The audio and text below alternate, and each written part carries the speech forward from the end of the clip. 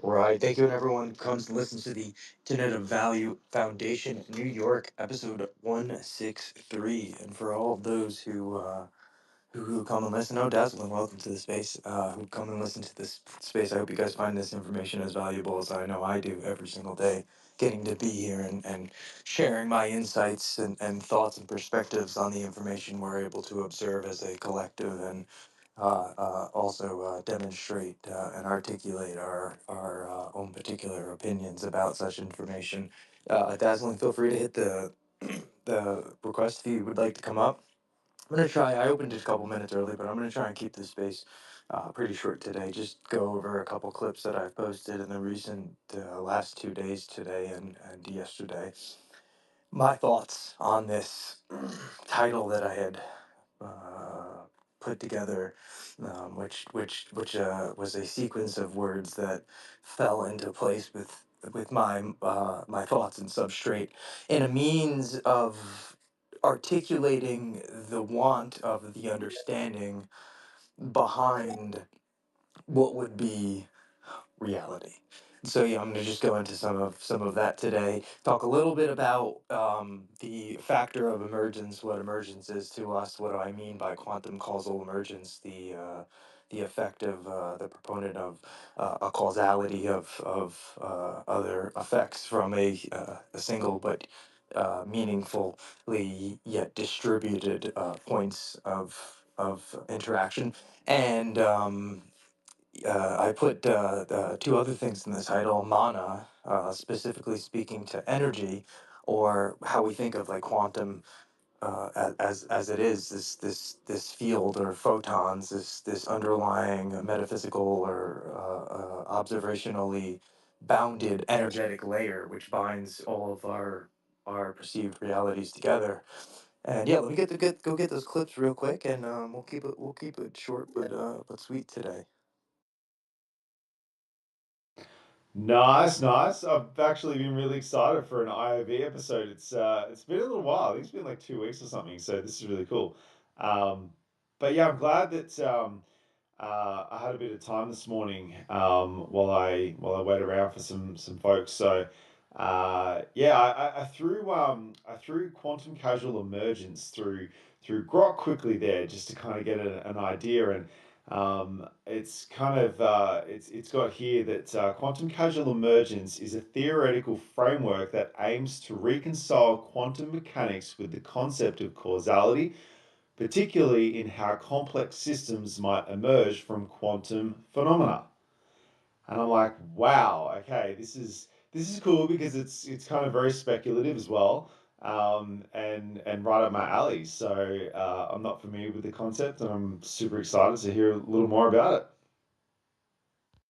Yes, me as well. Speculative today, emerging functionalities of the substrate offsets later, right? Today when we think of the thought of emergence, the word emergence in itself is really a nice fancy word to say we're not able to measure all of the different properties inside of the system to be able to really articulate what exactly is occurring functionality wise that puts everything together. We can say when it gets to a point, we can particularly, I'll give um, an example. When thinking about forming from an embryonic state, you have all these divisions of cells inside of the body that are picking particular tasks, right? So you have particular agents that want to build the liver, particular agents that are going to devote their cellular phenomenon to the kidneys and to whatever sex it's going to be, and to all this different phenomenon that would be occurring inside an embryonic state, and the division in which this agentile material is existing in, right? The cells inside of the kidney knowing they are interacting with kidney cells and forming this particular function, and the liver cells doing their own particular task. You know, we, for a lot of it, right, still use the terminology of emergence, right?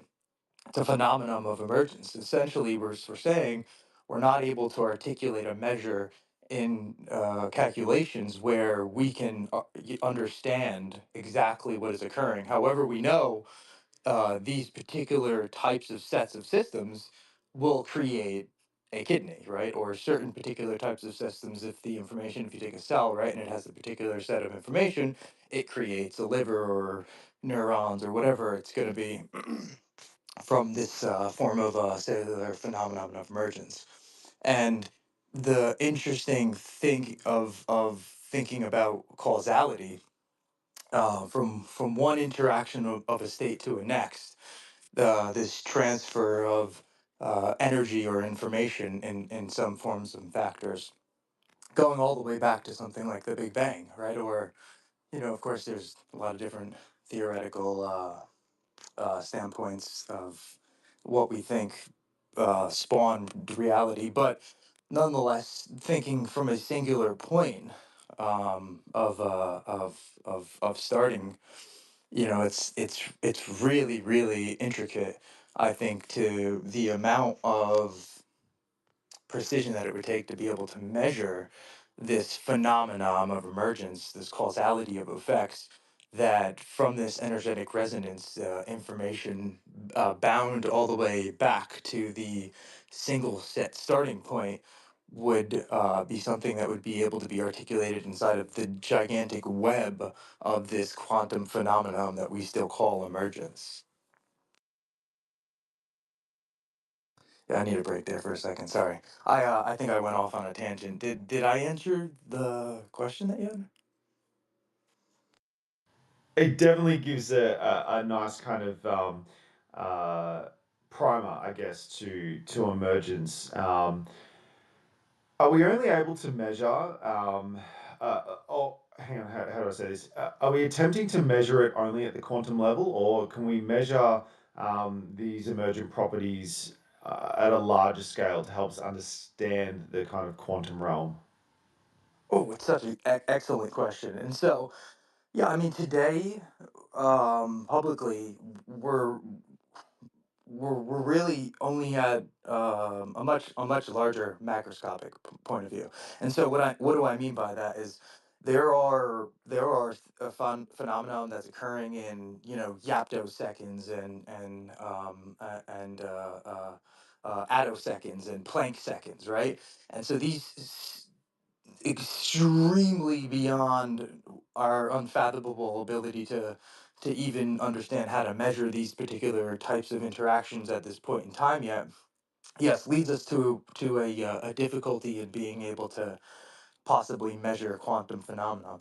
There's a very interesting question about it, though, right? Because the farther we dig, and the more intricate types of meaningful ways that we interact with these microscopic layers, right? These resonances of energy, typically in high output formats, so that we can break things and try and take a 3 or 4 dimensional view of what actually is occurring inside of what's going on.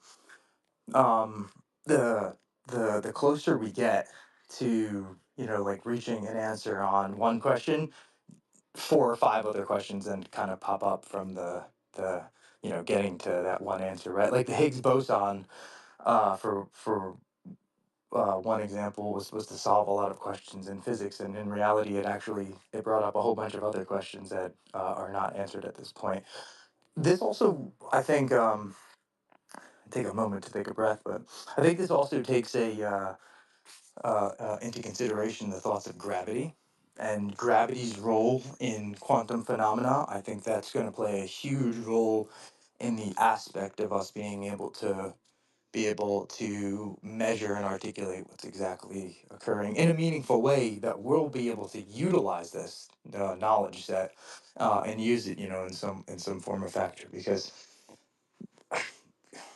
there's really no reason to devote resources in a society full of meaningful hardships and survival to tasks that are going to produce results that aren't useful to the society itself. And so you definitely, in that sense, also want to make sure that whatever we devote these resources to, that we create or generate, I should say, meaningful articulations through our actions of helpful increase in efficiencies in our society. Go ahead, Dazzler. Sorry. Yeah, well, the reason I asked the question is because when you brought up gravity, then in my head, I was kind of thinking about the interactions between planets, right, and larger objects throughout the solar system, and through the galaxies, and then also the web of galaxies also, just everything throughout the universe. And as above, so below. But I was thinking about if we're able to measure the emergence between all these different properties at a larger scale, and then we can kind of convert that to a smaller scale, right? So the quantum realm.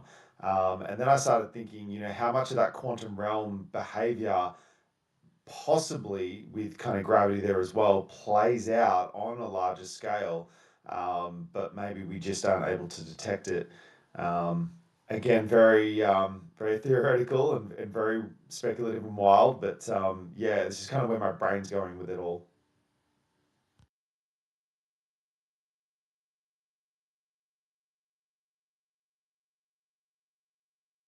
It's and gravity is in and itself a very large question, right? And the phenomenon of gravity, its role it plays, if it is, say, relative locally, or is it just equally dispersed? And so, you know, I think we'll probably end up finding that gravity is condensed somewhat locally um, to the way that we think that the manifestation of, kind of reality is perceiving itself. And with that, also then is another question of like what exactly are the realms of the different types of distributions of gravity, and what does that really mean for if we are trying to say build something like a warp drive, right, or some sort of gravitational devices and stuff. So that'll be probably pretty cool and interesting. Or because gravity, right, is gravity a force, right, or is gravity a byproduct of the already existing pieces of energies, photons, as we call them. And I will also say this, because we talk a lot about photons and electrons, right? Energized photons. But in reality, we've never viewed an electron or a photon, right? We just measure the distribution of force and change in energetic state. And so we, at these very small, minute levels, use lasers to try and calculate these different perceived states, which then brings into the interesting question, the double slit experiment, right?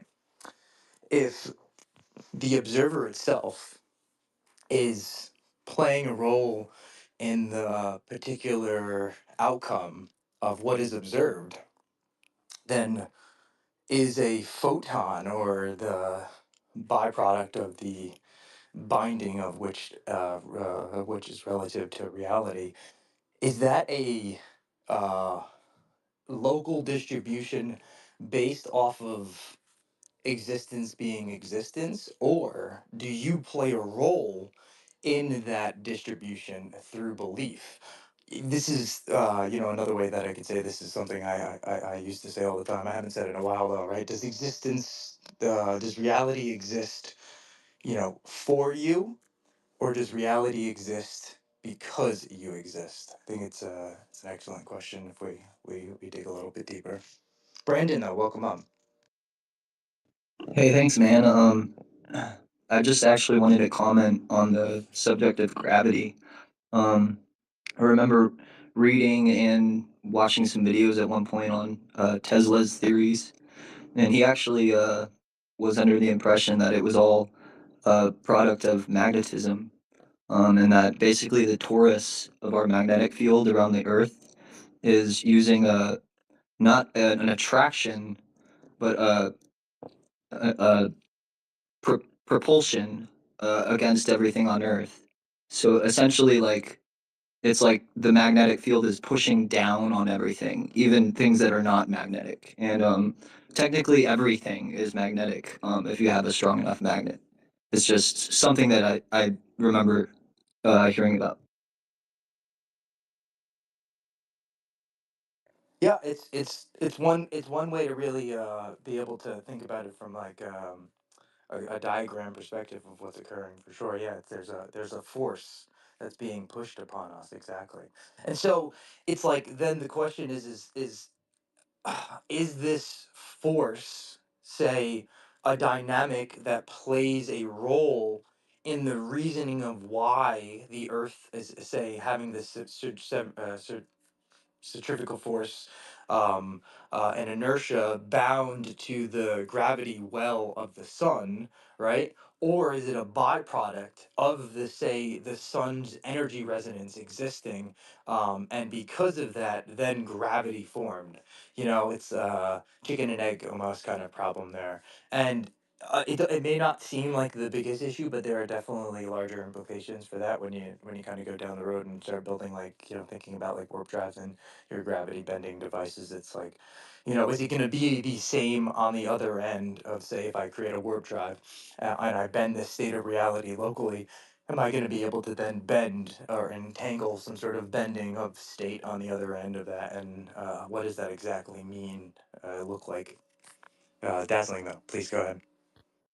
I guess if you believed, um, rather than it having been there as a cause and effect type of thing, believing it would, excuse me, I guess kind of put in place that there were a set amount of functions that were placed there for it to occur the way that you describe. Um, I guess therefore leading towards more of this simulation theory. Um, what do you think about that?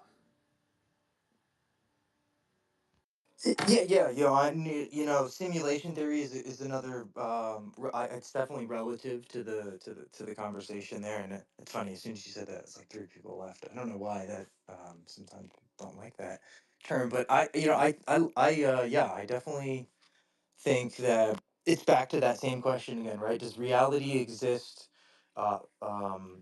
for you to exist, right? Or does reality exist because you exist?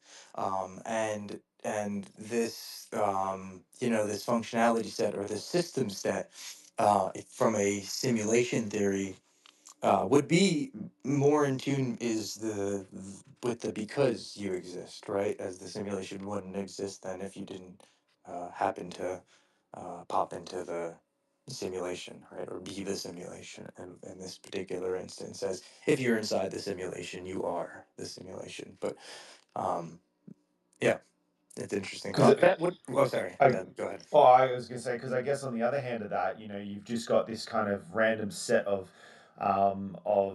you know uh, functions and things that have just happened right as a result of one thing hitting another, and I'm going to say it, ripple effects, right? It's just the gravity well, or that movement of something has pushed something else to then cause that to do something else, for that to cause something else to happen, and so on, and then all of a sudden we just have this this natural state of this universe that we live in. Otherwise, I guess the other way of thinking towards your question before, I guess in my mind makes it think that there was already a set, standard that was already built in, right? Which takes me more towards that word I won't say because we don't want to lose people again. Right, and see, cognition, right? This intelligent factoring behind what we've all just spoken about for the last 25 minutes, right? This causal effect of emergence from one actionable state to the next, from the representation of microscopic energy that is just flowing through the universe as we possibly believe that it was and still is, to us being our representation as we perceive it to be here. Simulation, not simulation, illusion, not illusion, perceived delusions of an illusion. The the causal effect being that of something that I think to us speaking about as a collective, we can akin it to cognition. This awareness factor, from the most probabilistic states to what would be the perceived acquired next evolutionary progressive state of this flow of mana, as we like to believe it. I wish 808 has had time to come. I don't know. Maybe he'll make it towards the end of the space. But this flow of energy, this platonic solids, right? These geometrical representations of energetic interaction, in which gravity is either a force that creates this generation or is bound by this generation of form factor, um, generates, our reality.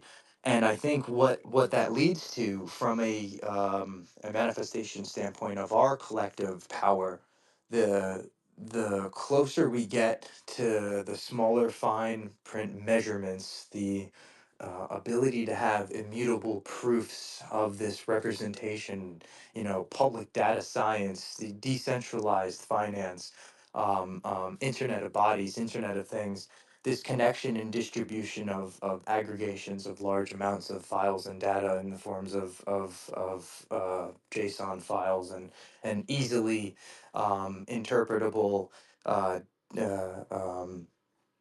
uh, um, types of graph sets that can be computed into to extremely complex formations of actionable states in our reality, we get closer to cognitively guiding this direction of platonic space in which the articulation is truly, I think, really whatever we want it to be. The unfathomable becoming fathomable, the unmeasurable becoming measurable, and with that, of course, finding more unmeasurable that will hopefully then eventually become measurable, but it never being a never-ending process in which the causal effect, right, from a single point, could be said to perceived to be that exact single point because it needed to be that exact single point, because if it wasn't, then what of all the other points of interaction prior and after it, would they have been the exact same points? And I don't think they would be, because how could we say they would be if they were different? um, Being the significance of this particular set of substrates that we perceive ourselves to be in as a relative existence to be alive.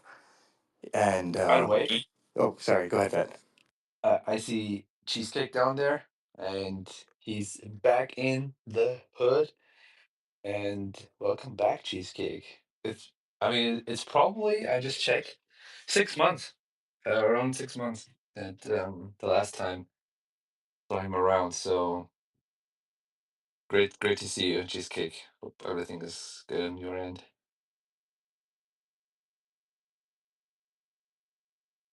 And he chose your space, that stranger. Dude, come on. Yeah, it's perfect. It's a perfect space because welcome also back, Cheesecake. It's cool to see you on. But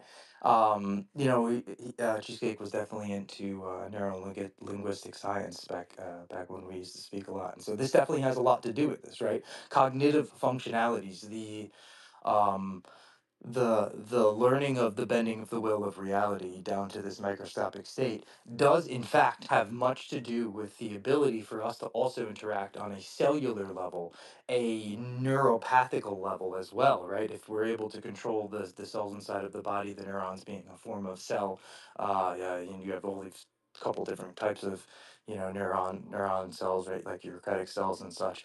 And yeah, the ability for us to have these particular altercations of interaction, and the phenomenon of that particular emergence being able to be measurable states in which we're able to understand, I think also gives us that ability to, well, you talk about curing any sort of disease that's somewhat um, uh, neuromorphically damaging, but much deeper, of course, and the increase in functionalities brings me to my last clip that I posted up top, the one all the way to the left.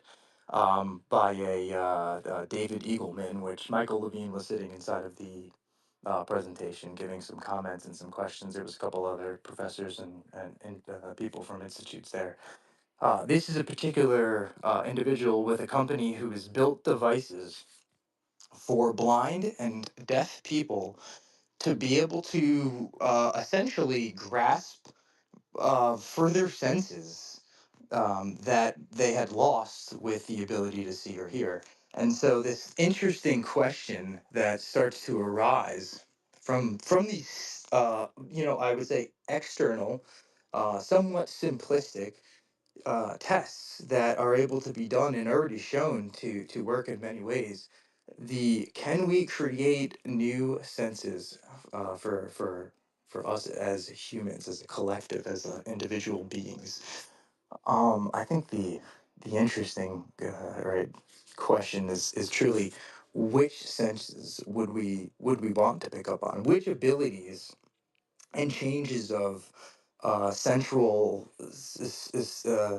sensational, formations would we particularly find articulations of, um, being efficient and useful to us?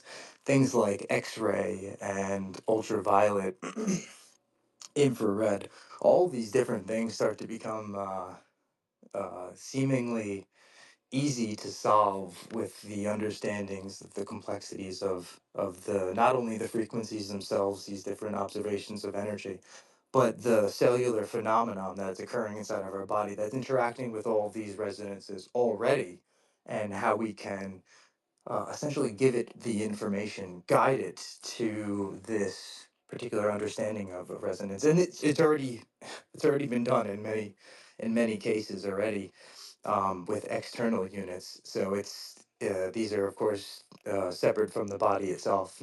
But yeah, I think it's just it's crazy to see already how efficient we are at some of these tasks. Dazzling, please go ahead.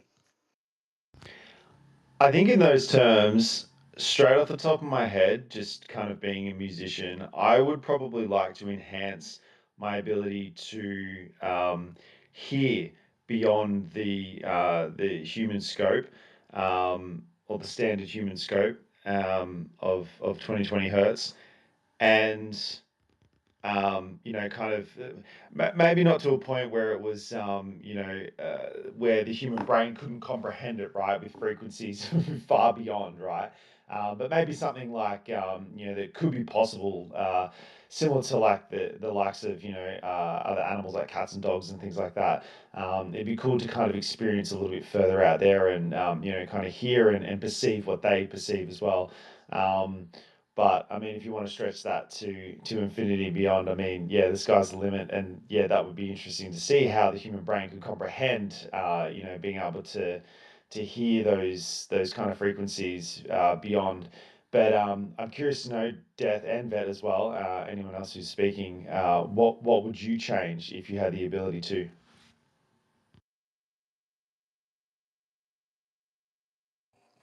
I'll get into that in a moment, but just to touch on something that's already. So you had said 20,000 hertz, which is really interesting because in the video they actually, and this is I will also raise this question because I questioned myself it after I watched the video. They took someone who was blind and gave them this device that they then taught to uh, be relative to them based off of particular interactions, right? And so there is a time and task that is oriented with this, right? There's a learning process that goes with it, but afterwards. Someone who was blind had the ability to pick up on for 30,000 hertz. Particular bug that actually resonated at 30,000 hertz that was unhearable to the human ear, but obviously was able to be picked up by particular spectrum readers. And after testing this and finalizing and getting this task set for this particular blind individual, they actually went into the forest, and everywhere they went, the individual was able to pick up on where the bugs were, and to them, they were there as they would have just been from a three-dimensional set processing for themselves, as they felt like it was there, as they were able to pick it up. Obviously they were blind, and so their sensory cortex for their visual set was damaged. um I then questioned myself after listening to this, and I said, are we all blind? Right? Are we all not blind in some way? And this, I think, is just, of course, this is being an external tool set that is simply teaching the mind to be able to pick up on different articulations that are happening in reality. But how further can we push this, right? And what different types of formations and ways can we achieve with already having that understanding there? KJ, welcome to the space, man. Please jump in. Thank you, man. Fascinating conversation. It feels like we're bleeding science into psychedelic, enhanced perception states, questioning the makeup of this realm we live in. I think about the recent UFO stuff where scientists are questioning all of their academic training, saying, "Wait a minute, this craft is defying physics as we knew them." And I'll kind of land my plane with it. It reminds me of the movie concepts of like what was that, Hunger Games, where they're in kind of a play realm that reminds me of the role playing games I play with my son sometimes, where there's somebody basically ordering up different phenomenon experiences. And I think what maybe you could argue the 1% we're trying to control is what you just said. Are we really awake? Are we really aware that we are much more than we perceive ourselves to be?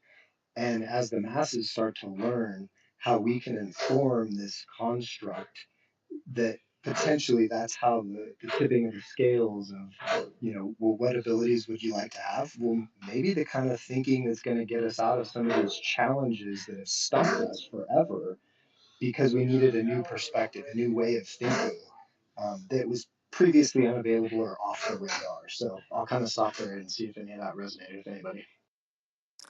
That's right. Belief, right?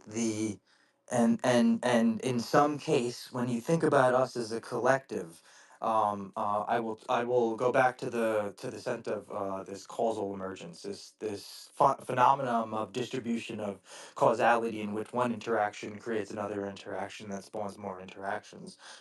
We are at a point in time where our collective has such a causal effect in which we are distributed amongst what we believe to be the earth in a larger fashion, 7 8 billion of us, billions of us, right? Magnitude large numbers of rising. And the the observational awareness, the cognitive functionality of the particular understandings of what we're speaking about right now, KJ, right, is very hard to achieve in a lot of different certain standards and settings of the way that the causal effect of the systems have been outputted in many ways, right?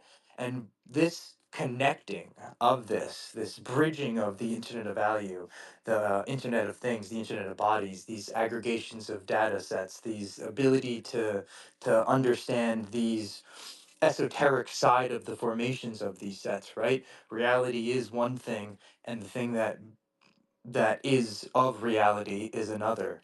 And the putting of the two together, in which we can have a cognitive effect of control, as we see already our reality in some sense has already distributed itself, right? Would we be in the exact reality we would be in if every single actionable step prior to it, us having this conversation and this dialogue at this moment, would it be what it was if it wasn't what it was? I would say no. Obviously, how could we say it would be, because it wouldn't have been what it was?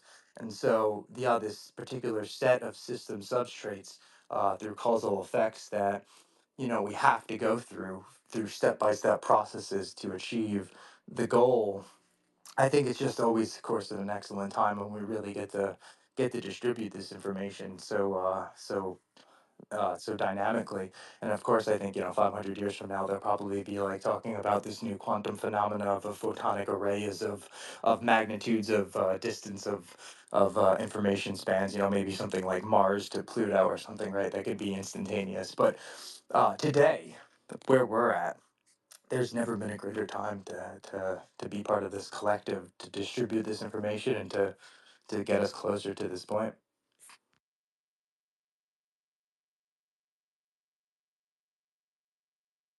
Get in there, Dazzling. Can you imagine? Can you imagine being able to see or hear, radio frequencies, and then, even even if you just think of radio frequencies, right? Can you imagine how much noise that would be to try and filter through? But then if you attempt to try and take it beyond that, you've got what ultraviolet, gamma rays. Imagine you could pick up on gamma rays, right? How much noise you would be filtering through of the universe, right? Not just the devices and the things around you, right? Or even the frequency of others. If you could, view the frequency of, in the quantum realm, and the interactions between literally bodies, okay? That like could the human brain even comprehend processing that much data? I, It's interesting you bring this up, and so it's I think there's 2 points for it for sure. At least where I think about it. Yes and no. And so the reason I say yes is because I think that probably state of being is a progressive state. Like there was a progressive phenomenon that had led to it. And so if you've gotten to that point, then yes, I think that there's no reason that there would be any instance of for you not to be able to say yes, because I think anything is achievable. Um, and another interesting thought, and so this was also something that was brought up in that conversation. One of the thoughts is not wanting to overwhelm an individual that has this larger kind of array of abilities or understanding of like the things that are going on around him in reality, and the brain is actually very fine tuned to be able to already kind of do these tasks. And one example of this is, you ever heard of somebody who, and maybe many of us in here have it, the ability to tune someone out, essentially only hear what you want to hear. I know I definitely have the ability to do so. And so I think the brain is very adaptive in that kind of way. And so, give you kind of like a larger spectral awareness ability, almost very kind of like similar to like how animals have it, right? um I think there's a lot of additions and pluses, and it'd probably be a little bit easier to control that overwhelming side of that aspect. And don't you think that maybe as we enhance our perceptions, potentially even our pragmatic thinking, and that we're co-creating perhaps the enhancement of these abilities. So dazzling's like in this cool other realm. I was like, whoa, like what about taking it down to like you're just on public transportation and you can understand every language everyone is speaking. And then it made me think of like Superman, like, whoa, he's hearing like all the voices of a metropolitan area city, but then maybe he can hear like Lois Lane's cry for help, right? So I don't know. Anyway, it just made me kind of think that like maybe since we are in a collective, that we're each going to pursue specific talents that we've been honing this 3D realm, and then we get to take it to the next level versus totally diving both feet into something we're unfamiliar with, which could potentially be like a little bit rattling. Yeah, I loved the example, and of course, Superman not being an AI, right? But like, thinking about it from like that kind of data aggregation, the understanding of every single type of frequency that the cells in her trachea would have made from a vibrational force that we call, screaming, right, or making verbal noise, and he was able to pick up, right, or was able to aggregate that particular frequency of data and understand it pretty much instantaneously. And so that's how he was able to pick up on exactly her scream. And so yeah, like that possibility being, why not, right? There's a particular reference substrate of generation, causal effect. Why are we not able to measure that, calculate it, and have some sort of articulation from it? I think, of course, today we're not able to do that to such a degree, but I think there's no reason why it's not possible. And the closer we get to understanding this kind of platonic side of reality and existence, I think the closer we get to being able to kind of have an easier understanding of that.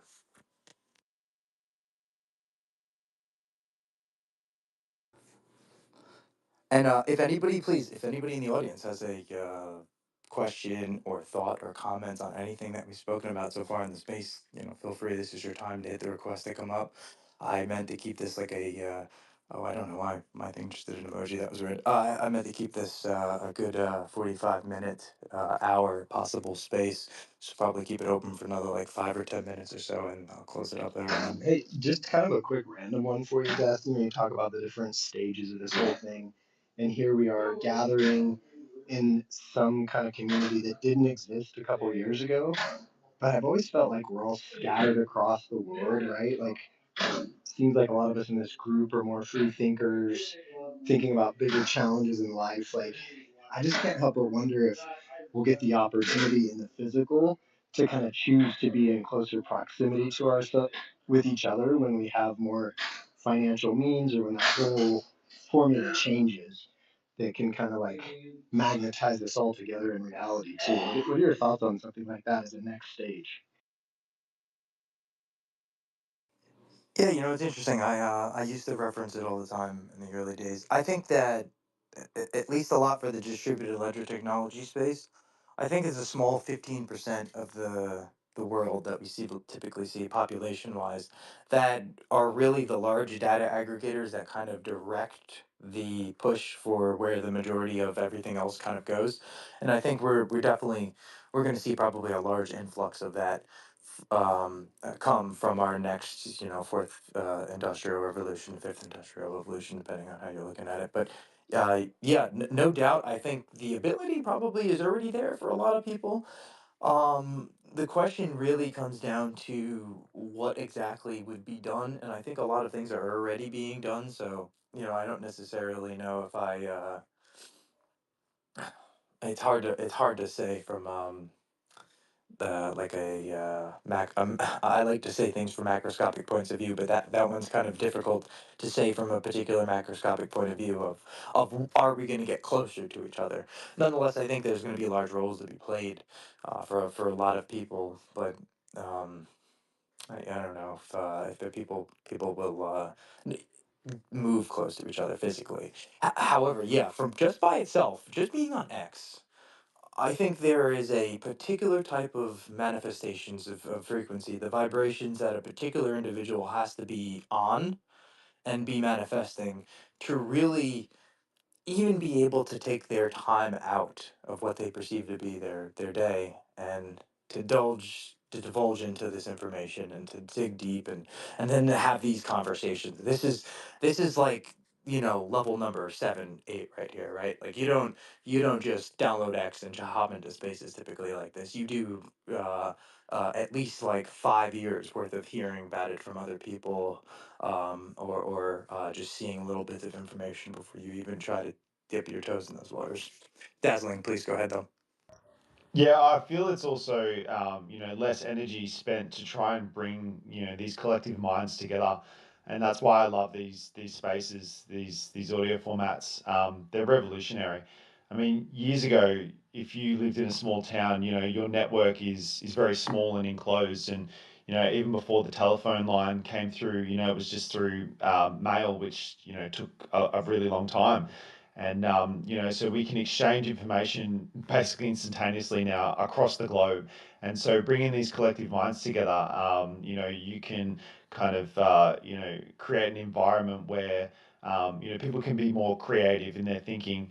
And who knows, like you might have the the most amazing kind of technological breakthrough come through the thoughts of people in even just like a small group like this. You have absolutely no idea what the human mind is the human minds, collective human minds together, can come up with.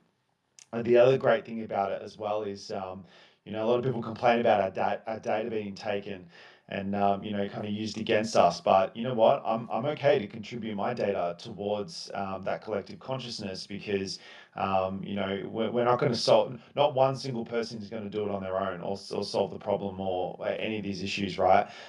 So yeah, come up and be expressive and creative with your thought process, and let's move humanity, to infinity and beyond. Yeah, it's really cool. I really enjoy it. Well, I appreciate it, and this is why I host these spaces. As I've said before, these audio files today very impactful, very powerful. I truly enjoy having the conversations with everyone that we get to do. It's a little break from the XRPL side of everything, right? I mean, I'm 24/7, 365 wrapped up in the XRP Ledger space and community, and so it's always nice to have this like hour break here and there to talk about these types of things, and hopefully, truly, hundreds of years from now, thousands of years from now, these are historical files. I mean, these audio files could be looked at as hieroglyphics. Hopefully, they understand our language at this point in time. Maybe they don't. Maybe it's just looked at as something as some sort of choreography of the times in an audio format. I mean, either way, I think it's significant. Cool time capsule if they can pick up what we're laying down. That's what Exactly. I thought. Yeah. Yeah, we just gotta hope that some of our servers survive and we don't implode the Earth. So that's it. Tough job. Tough job. It's a tough job. That's job number one. As long as we can keep that going, I think the rest of the things will probably work themselves out. We have one job, right? That's exactly it. Yeah, and we got a big cleaning job to probably do to get back on track with that. But um, yeah, any last minute thoughts from anybody in this space? Vet, if you'd like to jump in, KJ. Well, I really I'm appreciate just manifesting eating some of that sauerkraut with him in person one day. Just the hanging Vets out, shooting the Organics. shit with Yeah. that. Heck yeah.